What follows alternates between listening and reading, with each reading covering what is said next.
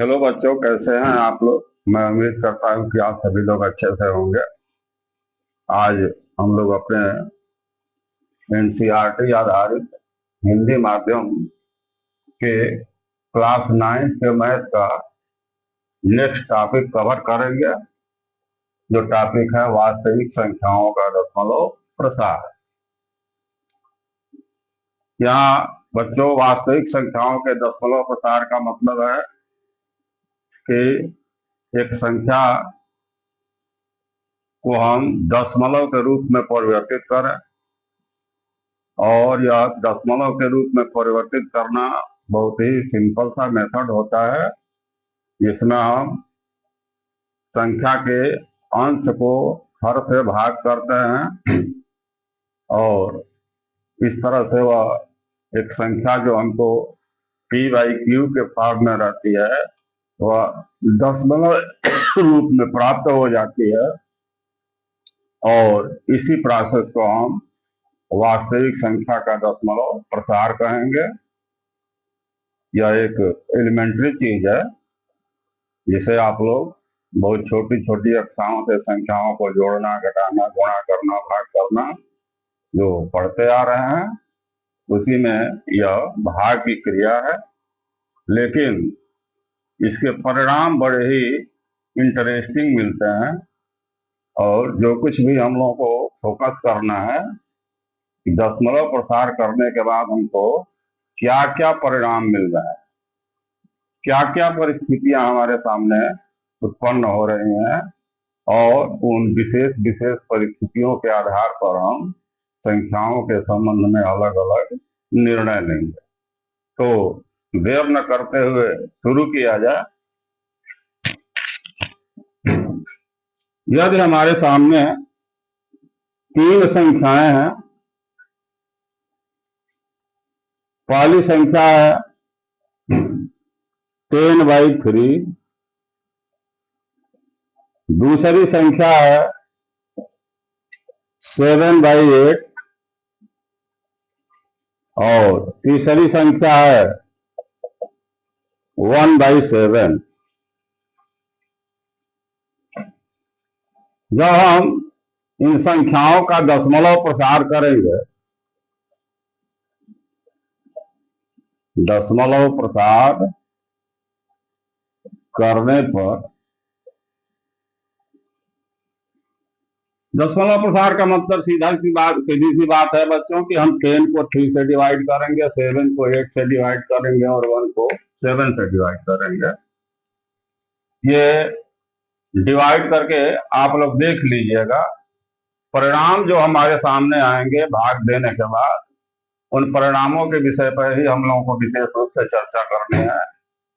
ये जो 10/3 है, यह हमको ऐसा मिलेगा कि 3.3333 इस तरह से ये बार बार 3 आता रहेगा, और इस भाग की क्रिया का कहीं पर भी हमको अंत नहीं मिलेगा, क्योंकि भागफल में यही अंक बार बार रिपीट होता रहेगा।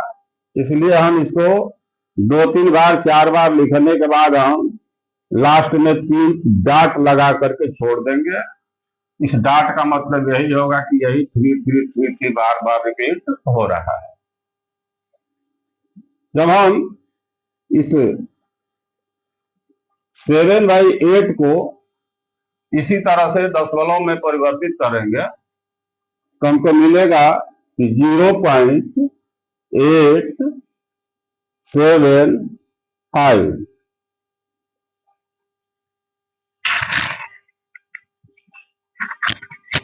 ये मिलेगा, और यहां आकर के इसकी भाग की क्रिया बंद हो जाएगी, यानी यहां पर हमको शेषफल 0 मिल जाएगा। और जैसे ही किसी भाग की क्रिया में शेषफल 0 मिल जाए तो हम कहते हैं कि यह भाग की क्रिया संपन्न हो गई, और जो कुछ भी हमको भागफल में मिला वही उस भाग का परिणाम हमको मिला, भागफल, यानी हमको परिणाम वही मिला। तो जब भी हम 7 को 8 से डिवाइड करेंगे तो यह संख्या हमको 0.8 875 बन करके मिल जाएगी और इस भाग की क्रिया में शेषफल हमको शून्य मिलेगा।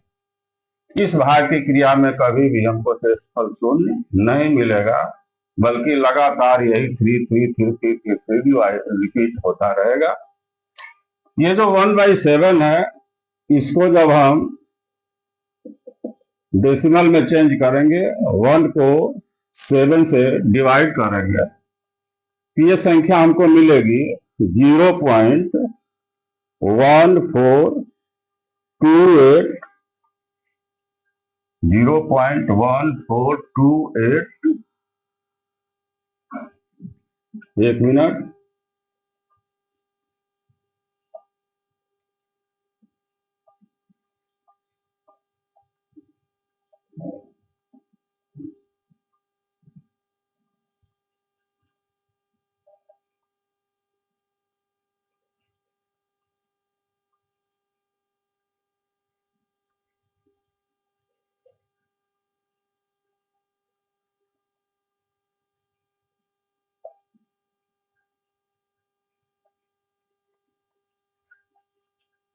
जीरो पॉइंट 14285 और बच्चों यहां पे जब हम 1 को 7 से डिवाइड करना शुरू करेंगे तो ये 0 के बाद 14285 आएंगे और फिर इस 7 के बाद से 14285, फिर 14285, फिर 14285। इस तरह से इन 6 अंकों का बारी बारी से रिपीटिशन होता रहेगा और यहाँ पर भी कभी भी हमको शेषफल शून्य नहीं मिलेगा। और शेषफल शून्य नहीं मिलेगा, इसका मतलब है कि इस भागफल की क्रिया का भी कभी अंत नहीं होगा। लेकिन यह खंड, इस संख्याओं का जो एक खंड हमको मिल रहा है, जिस खंड में 6 अंक हैं, यह खंड बार बार रिपीट होता रहेगा। तो यहाँ पर भी इस खंड को बार बार रिपीट न करके हम यहाँ 7 के बाद 3 डॉट लगा करके छोड़ देंगे। इसका मतलब यही है कि ये 6 नंबर, 6 अंक हमको बार बार भागफल में मिल रहे हैं। इस तरह से एक और भी इसका मेथड होता है कि ये जो बार बार रिपीट होने वाले अंक हैं, इनको बार बार न लिख करके एक बार ही लिख करके इसके ऊपर हम बार लगा देते हैं। यहाँ 3 पर बार लगा दिए और यहाँ हम 0.142857 और ऐसे करके इस पर एक बार लगा देंगे। अब हमको ये डॉट लगाने की कोई जरूरत नहीं होगी। इसकी भी मीनिंग यही होगी कि इस दशमलव के बाद अंक 3 का बार बार पुनरागमन हो रहा है, तो इस तरह से यहाँ पर इस 3 को और यहाँ पर इस पूरे समूह को हम पुनरावृत खंड का, इसका नाम होता है पुनरावृत खंड। कभी कभी इस पुनरावृत खंड में 1 अंक आएगा, तो 2 अंक भी आ सकते हैं, 3 अंक भी आ सकते हैं, 4 अंक भी आ सकते हैं, 5, यहाँ जैसे यहाँ पर 6 अंक आए हैं, इससे ज्यादा भी आ सकते हैं। लेकिन उतने ही अंकों को बारी बारी से रिपीट करने पर जो क्वोशेंट में हमको मिलेगा, उस पूरे टुकड़े का नाम, उस संख्या के समूह का नाम हम पुनरावृत खंड रखते हैं। हमें समझ में आ रहा है कि इतनी सी बात समझ में आई होगी। बहुत सिंपल सा चीज है कि केवल हम अंश को हर से डिवाइड किए हैं और जो एक साधारण भिन्न कहा जाता है, जिसको हम लोग p/q कर संख्या बोल रहे हैं, उसको हम दशमलव में परिवर्तित कर। और यहाँ से आगे की जो बात है उसको समझना है कि देखो बच्चों, ये जो नंबर मिला है 3.3 बार या 0.142857 बार,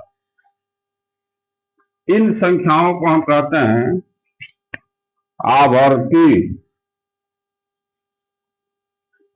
नहीं, पहले इसके बारे में सोच लीजिएगा।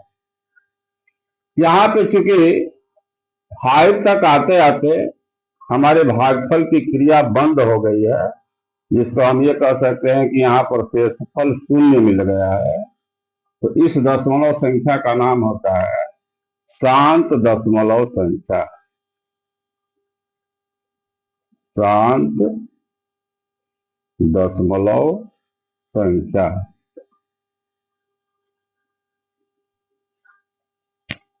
और जब शांत का मतलब होता है स्वधन्यांक, यानी जिस दशमलव संख्या का कहीं पर अंत हो जा रहा हो उसको हम कहेंगे शांत दशमलव संख्या, जिसको हम लोग अंग्रेजी में कहते हैं टर्मिनेटिंग डेसिमल नंबर। और यहां पर जो अंत नहीं हो रहा है, तो जब अंत नहीं हो रहा है तो इसी शांत के पीछे और लगा देंगे, तो यहाँ इस संख्या को अथवा इस संख्या को हम कहेंगे अशांत। अशांत तो है, लेकिन चूंकि यहाँ पर अंकों की बार बार पुनरावृत्ति हो रही है, तो एक और शब्द हम जोड़ देते हैं कि अशांत आवर्ती।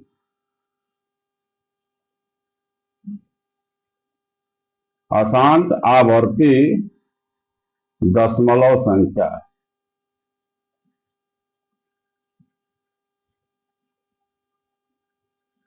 आवर्ती का मतलब बार बार आने वाला, यानी अशांत भी है, कहीं अंत भी नहीं है, और कुछ विशेष अंकों की ही बार बार पुनरावृत्ति हो रही है। यह भी एक अशांत आवर्ती दशमलव संख्या है, और यह भी एक अशांत आवर्ती दशमलव संख्या है।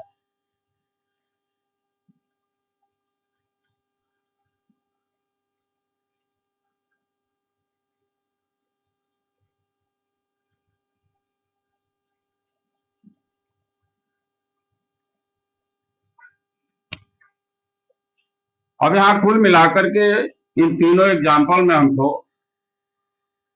अंश को हर से डिवाइड करने के बाद दो ही तरह की संख्याएं मिल रही हैं, दो ही तरह के दशमलव प्रसार मिल रहे हैं। एक दशमलव प्रसार मिल रहा है जिसमें हम लोगों को शांत दशमलव संख्या मिल रही है, और एक ऐसा दशमलव प्रसार मिल रहा है जिस संख्या को हम अशांत आवर्ती दशमलव संख्या कह रहे हैं। तो बच्चों, इन दोनों ही स्थितियों को जब भी हम किसी वास्तविक संख्या का दशमलव प्रसार करते हैं, तो या तो हमको शांत दशमलव संख्या मिलेगी या हमको अशांत आवर्ती दशमलव संख्या मिलेगी, और एक तीसरी भी स्थिति आ जाती है कि उस दशमलव के बाद जो आने वाले अंक हैं, उन आने वाले अंकों में किसी भी विशेष प्रकार का कोई क्रम नहीं दिखाई देता, और भाग की क्रिया का कहीं अंत भी नहीं होता, यानी उस भाग में भी हमको कभी भी शेषफल 0 नहीं मिलता, और भागफल में ऐसे अंक आते हैं जिनको देखने से यह लगता है कि इन अंकों में किसी विशेष प्रकार का कोई क्रम नहीं है। जैसे यहाँ हम लोगों को एक क्रम दिखाई दे रहा है कि 1 4 2 8 5 7, फिर 1 4 2 8 5 7, यहाँ पर 0.33333 मतलब अंकों में जो दशमलव के बाद आने वाले अंक हैं, उन अंकों में एक विशेष प्रकार का क्रम दिखाई दे रहा है। अगर हम इतना लिख करके और डाट लगा करके छोड़ दें तो आगे वाला अंक हमको समझ में आ जाएगा कि यही अंक बार बार दोहराए जाएंगे। लेकिन जब हम अंश को हर से डिवाइड करें और दशमलव के बाद बहुत आगे तक ऐसे ऐसे अंक मिलते चले जाएं कि हम भागफल को देख करके कोई भी उनमें अंकों का क्रम न सुनिश्चित कर पाए, तो एक ऐसा दशमलव प्रसार भी मिलता है और उस दशमलव प्रसार का नाम होता है, यहां लिख दे रहे हैं, अशांत। अशांत तो वह भी है और यह भी है। भाग की क्रिया का अंत नहीं हो रहा है, फिर शून्य नहीं मिल रहा है, लेकिन यह अशांत के बाद आवर्ती है और इसको हम कहते हैं अनावर्ती। अशांत अनावर्ती दशमलव संख्या।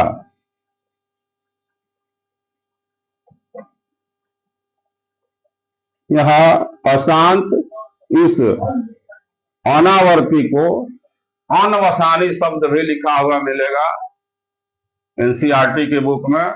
तो चाहे हम अशांत अनावर्ती कहें, चाहे अशांत अनवसानी कहें, दोनों का मीनिंग सेम है, वही कि भागफल में ऐसे अंक मिल रहे हों जहां उन अंकों में किसी विशेष प्रकार का कोई क्रम न दिखाई दे रहा हो, तो ऐसे को ही हम कहते हैं अशांत अनावर्ती दशमलव संख्या।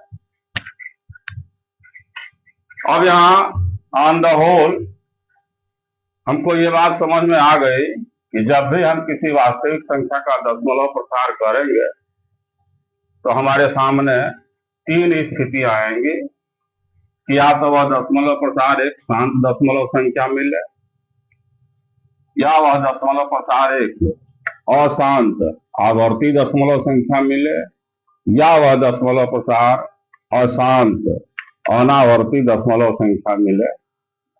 तो इन तीन प्रकार की स्थितियों के ऊपर हम ये दो निर्णय लेते हैं, और वे हमारे दो निर्णय हैं कि अगर हमारा दशमलव प्रसार शांत दशमलव संख्या में मिल रहा है या अशांत आवर्ती दशमलव संख्या के रूप में मिल रहा है, तो ऐसी संख्या को हम परिमेय संख्या कहते हैं। और यदि हमारा दशमलव प्रसार अशांत अनावर्ती दशमलव संख्या मिल जाए तो उस संख्या को हम अपरिमेय संख्या कहते हैं। यानी कुल मिलाकर के जब हम किसी वास्तविक संख्या का दशमलव प्रसार करते हैं तो वहां से हम परिमेय संख्या और अपरिमेय संख्या दोनों में अंतर आ जाता है, और वहां से यह एक पहचानने का मेथड भी बन जाएगा कि दशमलव प्रसार करते ही वह संख्या हमारे समझ में आ जाएगी, यह संख्या परिमेय संख्या है अथवा अपरिमेय संख्या है। परिमेय संख्या तब कहेंगे जब वह दशमलव प्रसार या तो शांत दशमलव संख्या मिला हो या अशांत मिला हो, तो अशांत के साथ आवर्ती भी हो, और यदि वह दशमलव प्रसार अशांत तो है ही लेकिन अशांत के साथ साथ वह अनावर्ती भी है, यानी अशांत अनावर्ती दशमलव संख्या है, तो उस संख्या को हम अपरिमेय संख्या कहें। आई होप यहां तक मेरी बात समझ में आई होगी। मैं ये दोनों रिजल्ट जो हम दशमलव प्रसार के ऊपर पा रहे हैं, इन दोनों को लिख रहा हूं, आप लोग इसे नोट कर लेंगे, क्योंकि ये बड़े ही महत्व की चीज है कि जब भी हमसे कोई दशमलव के रूप में संख्या लिख करके पूछा जाए कि बताइए कि यह संख्या परिमेय है अथवा अपरिमेय है, तो दशमलव प्रसार में हमको दोनों तरह की संख्याएं मिल सकती हैं। या तो वह दशमलव संख्या एक शांत दशमलव संख्या हो, या वह दशमलव संख्या अशांत आवर्ती दशमलव संख्या हो। तो इन दोनों स्थितियों में तो हम कहेंगे कि वह संख्या एक परिमेय संख्या है, लेकिन वही दशमलव प्रसार वाली संख्या अशांत अनावर्ती दशमलव संख्या दिखने लगे तो उस स्थिति में हम कहेंगे कि यह संख्या एक अपरिमेय संख्या है। तो देखा जाए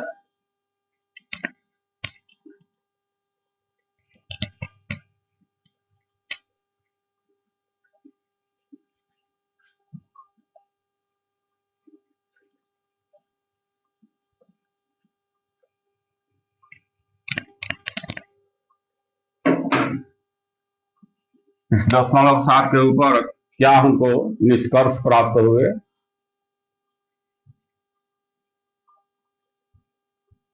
दो निष्कर्ष मिले। पहला कि यदि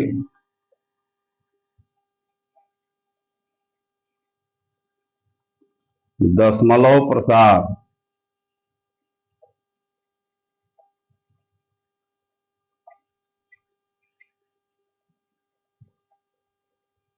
शांत अथवा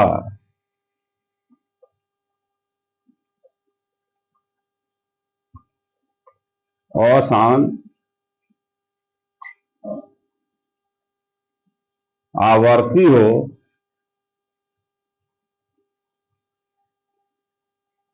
तो वह संख्या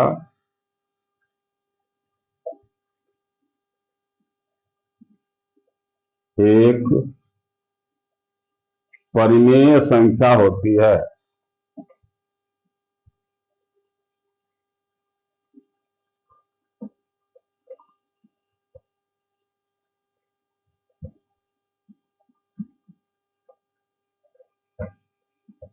ये रहा हमारा पहला परिणाम या पहला निष्कर्ष। और दूसरा यह है कि यदि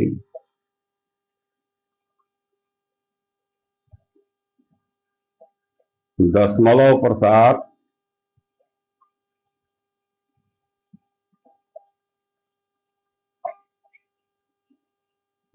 अशांत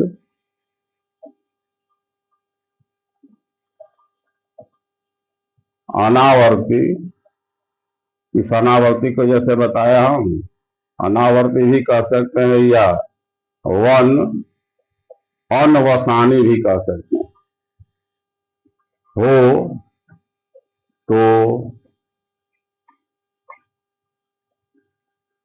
वह संख्या एक अपरिमेय संख्या होती है।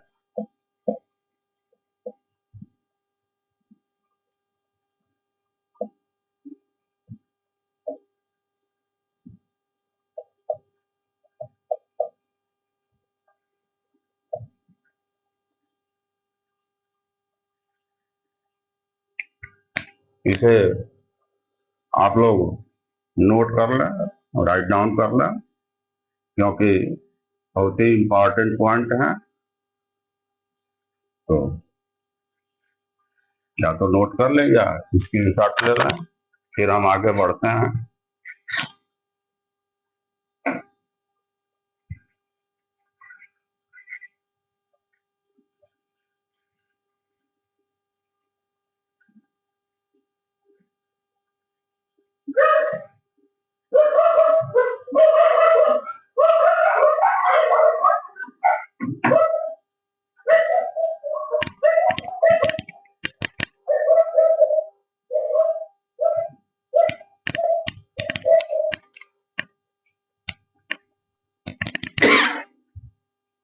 अब बच्चों, हम लोग का जो नेक्स्ट टॉपिक है कि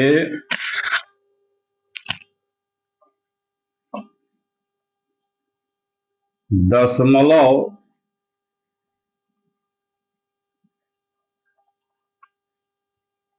या ऐसे इसको लिखा जाए कि शांत दशमलव संख्या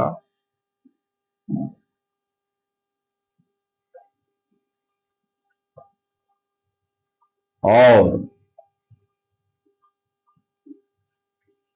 अशांत आवर्ती दशमलव संख्या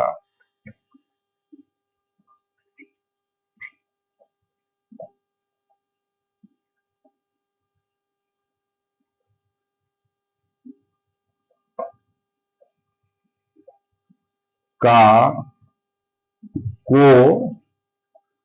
P बाई Q के रूप में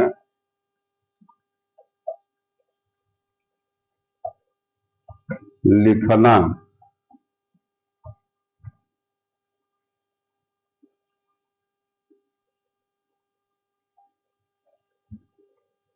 बच्चों, ये भी बड़ा ही इंटरेस्टिंग क्वेश्चन होता है और इम्पोर्टेंट भी होता है कि कोई संख्या हमको शांत दशमलव संख्या के रूप में दे दी जाए या अशांत आवर्ती दशमलव संख्या के रूप में दे दी जाए और कहा जाए कि इस संख्या को P बाई Q के फॉर्म में लिखिए। क्योंकि यहाँ एक एक स्टेटमेंट को लिंक करोगे तो ज्यादा इंटरेस्टिंग चीज हो जाएगा और समझ में भी आने लगेगा। क्यों ऐसे प्रश्न किए जाएंगे हमसे कि शांत दशमलव संख्या को या अशांत आवर्ती दशमलव संख्या को ही हमको P बाई Q के रूप में लिखने को क्यों कहा जाएगा? क्यों इसी तरह के दशमलव प्रसार को हम P बाई Q के रूप में लिखेंगे?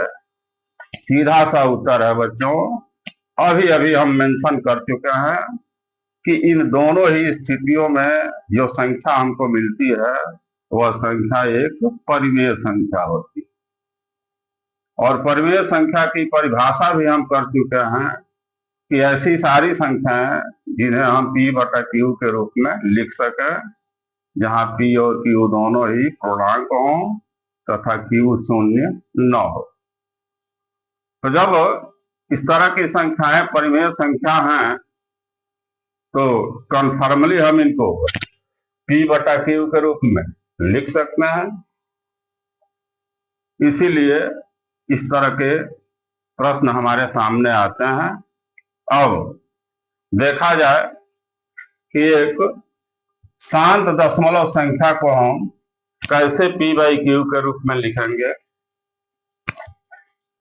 ये इसको P बाई Q के रूप में लिखना बहुत ही सिंपल है, केवल देखना है आप लोगों को कि कैसे हम लिख रहे हैं।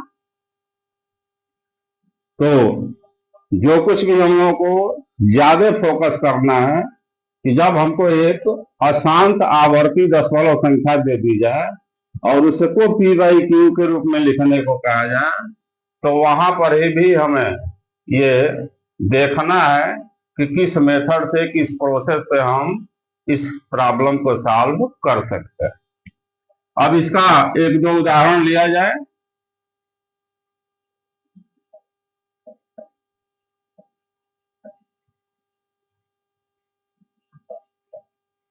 जैसा मान लो अभी अभी हम एक शांत दशमलव संख्या लिखे थे 0.875।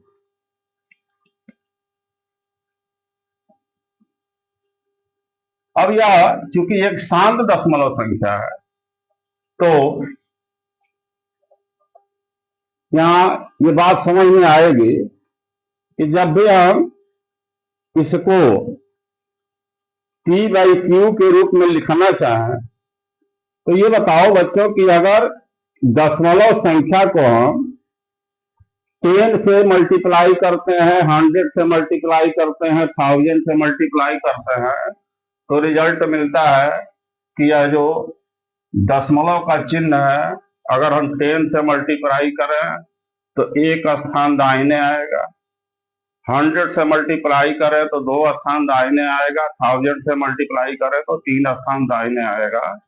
तो यहाँ अगर हम इसको 1000 से मल्टीप्लाई कर दें यानी 0.875 इसको हमने मल्टीप्लाई कर दिया इससे। अब चूंकि इसे मल्टीप्लाई करने पर यह संख्या चेंज होगी लेकिन इस संख्या के मान में कोई परिवर्तन न आए इसके लिए हम अगर 1000 से मल्टीप्लाई किए हैं तो इसे डिवाइड भी कर देंगे। और जैसे ही हम ऐसा करेंगे ये संख्या हमको यह 1 करके मिल जाएगी और बटा में 1000 रह जाएगा।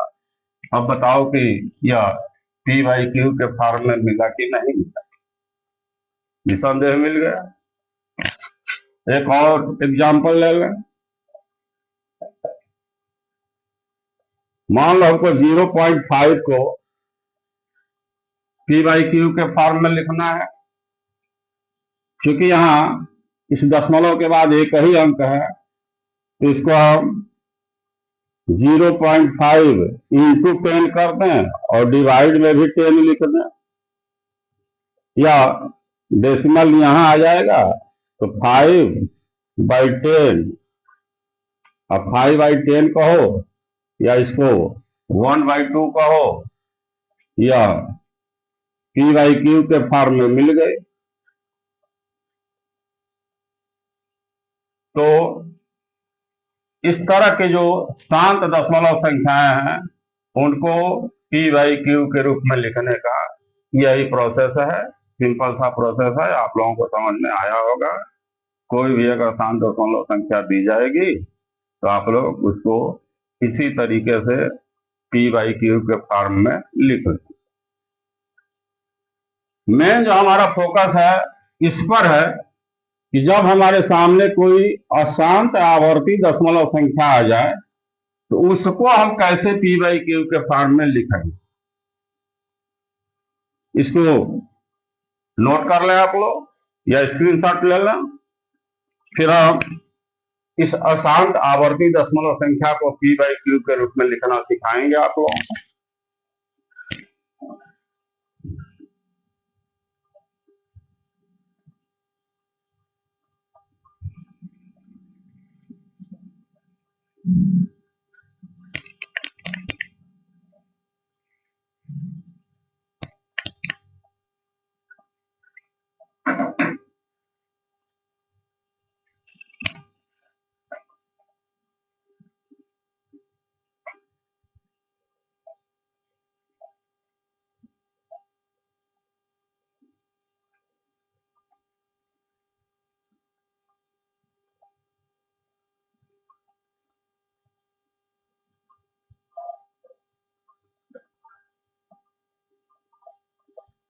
जीरो 0.3 बार को पी बाई क्यू के रूप में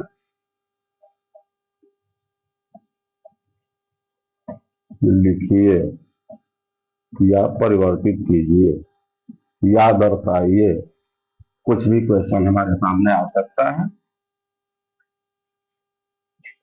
अब इसका कैसे हम, क्या सॉल्यूशन होगा, क्या हमारे प्रोसेस होंगे, इसको बिल्कुल कूल माइंडेड होकर के समझना है बच्चों। जब भी इस टाइप की कोई संख्या आ जाए तो हम जानते हैं कि इस तरह की संख्याओं को हम अशांत आवर्ती दशमलव संख्या कहते हैं, और अशांत आवर्ती संख्या दशमलव संख्या भी एक परिमेय संख्या होती है। अतः हम इसे भी पी बाई क्यू के रूप में लिख सकते हैं, लेकिन कैसे लिखेंगे, कैसे चेंज करेंगे, इस पर हमको फोकस करना है।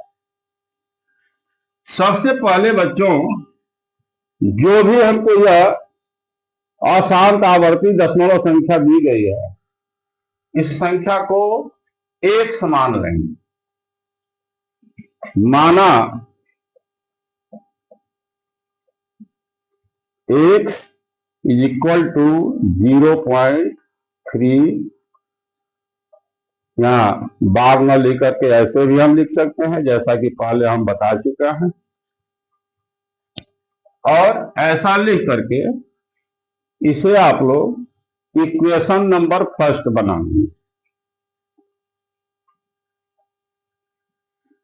इसके बाद से हमें ये ध्यान देना है कि इस दशमलव के बाद हमारे पुनरावृत्त खंड में कितने अंक हैं। जैसा अभी अभी हम पुनरावृत्त खंड की चर्चा किया है, पुनरावृत्त खंड में कितने अंक हैं, सीधी सी बात है कि दशमलव के बाद कितने अंक बार बार रिपीट हो रहे हैं। तो हम यहां कहेंगे कि दशमलव के बाद केवल 3 है जो बार बार रिपीट हो रहा है।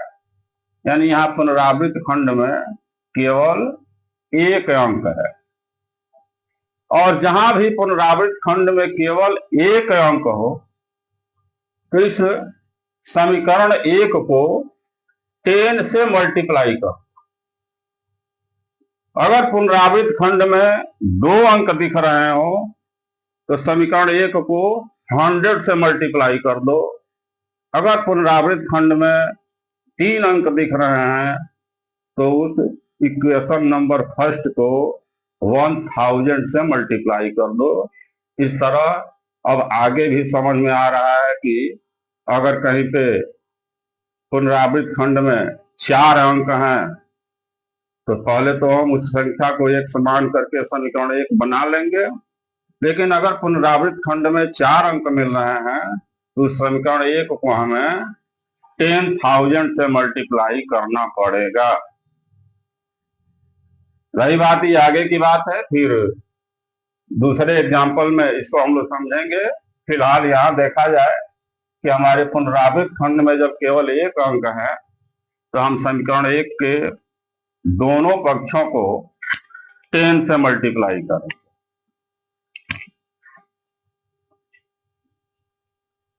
दोनों पक्षों को 10 से गुणा करने पर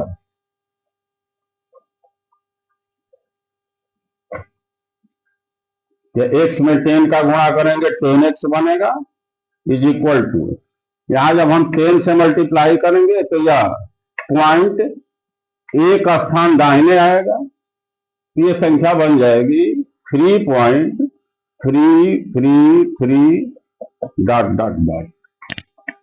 और यहां से हम दो तरह से हल कर सकते हैं।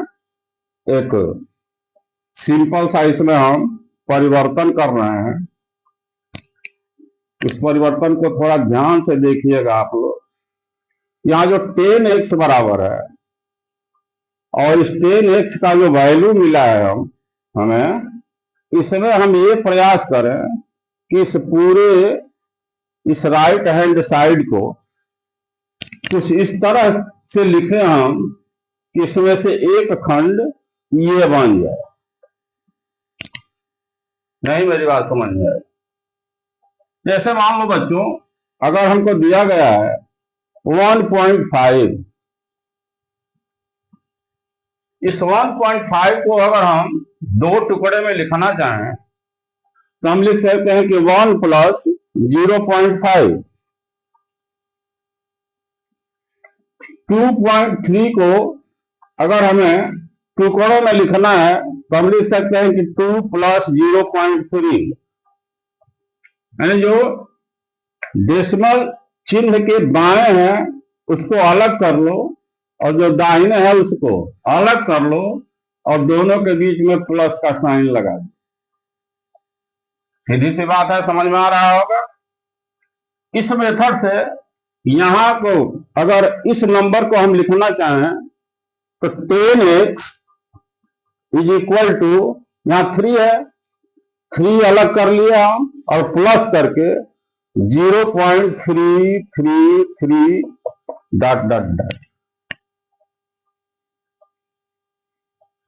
यहां तक मेरी बात समझ में आ गई होगी बच्चों।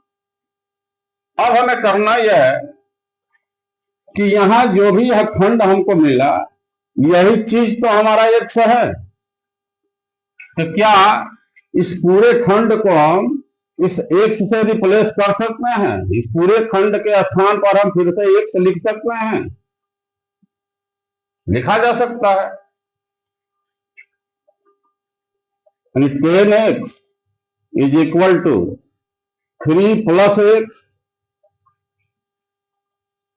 अब सिंपली हम इस x को इस बाईं तरफ पक्षांतर कर ले, ट्रांसफर कर लें कि ये प्लस का x है, इधर आएगा तो इसमें से माइनस का x बन जाएगा। वैसे हम लिख दे रहे हैं लेकिन आप लोग थोड़ा प्रयास करके इसको समझ करके जल्दी भी लिखने की कोशिश करेंगे 10x पहले से है, ये आया इधर तो -x बना, इधर बच गया 3। 10x में से x जब माइनस हुआ तो यहां मिलेगा हमको 9x। 9x is equal to 3, therefore x is equal to 3/9, और 3/9 का मतलब अगर हम इसको 3 से डिवाइड कर दो तो यह मिलेगा हमको 1/3। x का जो मान ये है, यानी जो हमारा गिवन नंबर है, वही गिवन नंबर यहाँ p/q के फॉर्म में बन करके मिल गया। यही हमारा आंसर हो जाएगा।